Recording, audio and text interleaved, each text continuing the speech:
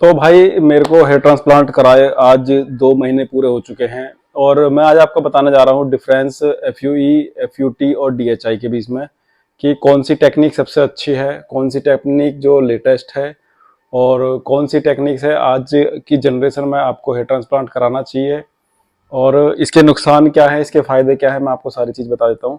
तो सबसे पहले हम जो शुरू करते हैं, सबसे पहले मैं आपको बता देता हूँ सबसे ओल्ड, सबसे पुरानी जो टेक्निक थी FUT। तो इसके क्या फायदे हैं, इसके क्या नुकसान हैं। तो FUT जो है एक बहुत ही पुरानी एक टेक्नोलॉजी थी। अब तो खैर बहुत कम क्लिनिक यूज करते हैं उसको। तो उस टेक्नोलॉजी में क्या होता है कि आपका जो डोनर एरिया होता है ना, पहले तो आपका हेड जो है सेव कर दिया जाता है, फिर जो आपका जो डोनर एरिया होता है पीछे वाला, यहाँ से एक पूरी स्ट्रिप निकाली जाती है, एक पूरी स्ट्रिप निकाली जाती है, ठीक है। और उस स्किन में से फिर आपके जो माइक्रोस्कोप की मदद से उसके अंदर से जो है आपके जो रूट्स निकाले जाते हैं, एक एक रूट्स निकाले जाते हैं और फिर उन रूट्स को जो है आपका जो एरिया है जहाँ पे आपका हेयर ट्रांसप्लांट होना है उसमें लगाए जाते हैं। तो इस टेक्नोलॉजी में क्या है कि आपकी एक ही बार में बहुत सारे ग्राफ्ट निकल सकते हैं। एक ही बार में 1000, 2000, 1500 ग्राफ्ट निकल सकते हैं। जितनी चौड़ी और जितनी लंबी वो आपकी स्ट्रिप निकालेंगे उतने ही ज्यादा उसके अंदर ग्राफ्ट आएंगे। तो ये बहुत पुरानी टेक्निक थी, लेकिन इसका एक फायदा था कि एक ही बार में सारे ग्राफ्ट निकाल सकते हो आप। सारे जितने भी आपको नीड है बालों की, एक या दो बार में सारे निकल जाते हैं।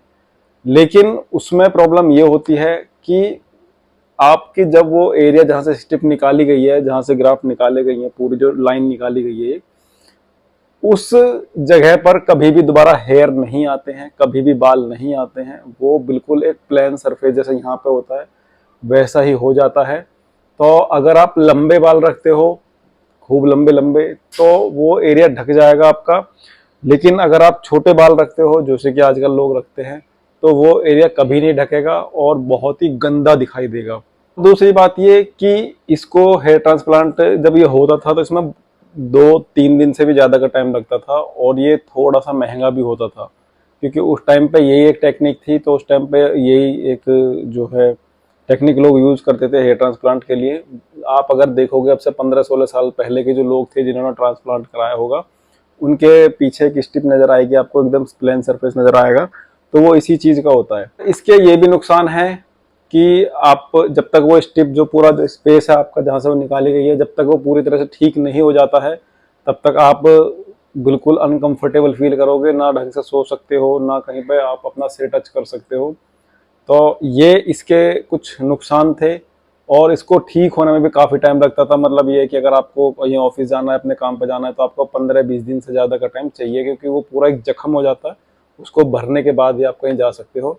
उसमें फिर केयर भी बहुत ज़्यादा होती है जो आजकल की टेक्निक के हिसाब से। दूसरा है FUE, जो कि आजकल मोस्टली लोग जितने भी हेयर ट्रांसप्लांट वाले क्लिनिक है सबसे ज़्यादा लगभग वो यूज़ कर रहे हैं FUE। इसमें क्या होता है कि आपको एक आपका हेड सेव किया जाता है। हेड सेव करने के बाद में आपकी जो है स्लिटिंग कराई जाती है। स्लिटिंग मतलब आपके जो ट्रांसप्लांट जहाँ पर होना है वहाँ पे छोटे छोटे छोटे छोटे बहुत सारे जो आपको सुराख छेद किए जाते हैं जिनमें बाल लगने हैं।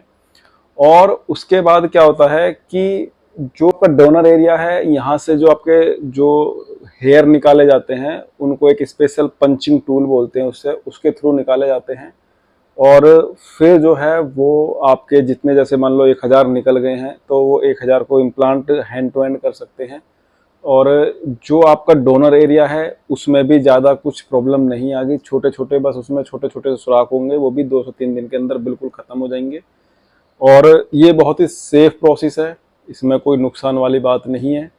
और इसमें भी आपका जो है, आप 6-7 दिन के अंदर अंदर आप अपने जो ऑफिस है या जो भी आपका काम है वहाँ पे आप जा सकते हो नॉर्मली, और अपना काम, अपनी लाइफ जो कंटिन्यू कर सकते हो। FUE जो होती है थोड़ी सी महंगी होती है, क्योंकि इसमें तो बहुत सारे डॉक्टर्स की ज़रूरत होती है। 8-9-10 डॉक्टर इसमें लगते हैं। और इसमें क्या है कि फ़ायदा ये है कि बहुत कम टाइम लगता है, तो ये एक बहुत बड़ा फ़ायदा है। तो टाइम इज़ मनी आज के टाइम में, कि अगर कम टाइम में आप ज़्यादा काम करा सकते हो तो वो आपके लिए बहुत बेनिफिट है। ज़्यादा से ज़्यादा ट्रांसप्लांट कराने के लिए आपको बहुत ज़्यादा टाइम की ज़रूरत नहीं है। अगर आपको 4000 5000 ग्राफ्ट भी लगते हैं तो एक ही दिन में आपका सारा काम हो जाएगा। तो ये थी FUE। अब मैं आपको बताता हूँ DHI। DHI और FUE लगभग लगभग सेम है, बस 19-20 का इसके अंदर फर्क है। तो मैं बताता हूँ DHI के बारे में। DHI जो है FUE का ही जो एक लेटेस्ट वर्जन मान सकते हो आप। तो FUE का ही एक लेटेस्ट वर्जन है DHI। इसका भी सेम प्रोसेस है, आपका हेड सेव किया जाएगा, उसके बाद आपको जो हल्का लोकल एनेस्थीसिया जो वो दिया जाएगा, और उसमें जो है आपका क्या होता है कि जो एक पंचिंग टूल होता है, इसमें आपका जो है एक पेन होता है, उसको बोलते हैं चोई पेन।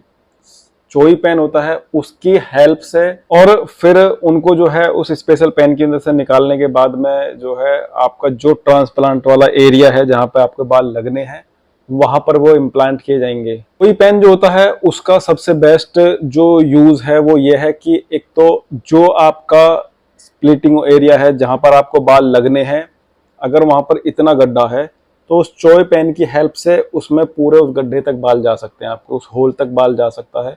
तो ये एक चोई पेन का बहुत अच्छा बेनिफिट है। और DHI टेक्निक जो है फ्यू का ही थोड़ा सा वो है, एक लेटेस्ट वर्जन है।